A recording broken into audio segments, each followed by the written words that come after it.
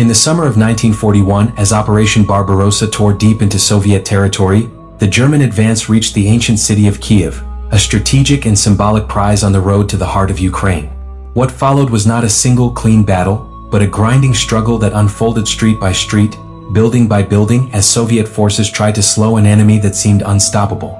German army groups south approached Kiev with experienced infantry divisions supported by fast-moving panzer units and close air support. Their doctrine emphasized speed, coordination, and shock.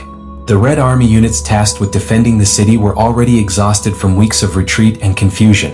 Stalin's directives left little room for flexibility. Orders from Moscow demanded that Kiev be held at all costs, forbidding withdrawal even as the situation on the ground deteriorated. For Soviet soldiers, retreat was not an option. Resistance, however desperate, was mandatory. As German troops pushed into the outskirts, fighting quickly turned into brutal urban combat. Apartment blocks, factories, stairwells, and basements became improvised fortresses. Soviet infantry, often short on anti-tank weapons, relied on courage and improvisation. Molotov cocktails were prepared in haste and hurled at advancing panzers from windows and rooftops. In rare cases, these crude weapons could disable a vehicle, especially if flames reached engine compartments or vision slits. More often they failed. German tanks, supported by infantry and artillery, continued to grind forward. The imbalance in firepower was stark. German units coordinated tank assaults with machine gun teams and mortar fire, systematically clearing resistance. Soviet defensive lines, fragmented and poorly supplied, began to collapse under the pressure. Communications broke down, ammunition ran low, and casualties mounted at an alarming rate.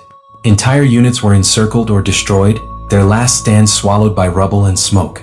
Beyond the city itself, the larger disaster was already unfolding. While Kiev's defenders fought on, German forces executed massive encirclement maneuvers north and south of the city. By September 1941, these movements closed into one of the largest pockets of the war. Hundreds of thousands of Red Army soldiers were trapped. When the final order to abandon Kiev came, it was far too late. The fall of Kiev was catastrophic for the Soviet Union. Vast numbers of troops were killed or captured, and the city fell under German occupation. Streets once filled with life were left scarred by shellfire and firestorms, a grim testament to the ferocity of modern urban warfare. Yet the battle also exposed a hard truth for both sides. For the Germans, victory came at a high cost and stretched supply lines even further. For the Soviets, Kiev was a brutal lesson that would shape their later approach to urban defense from Stalingrad onward. Kiev's destruction in 1941 stands as a stark reminder of how ideology, rigid command, and industrial warfare combined to devastate entire cities and the soldiers ordered to defend them.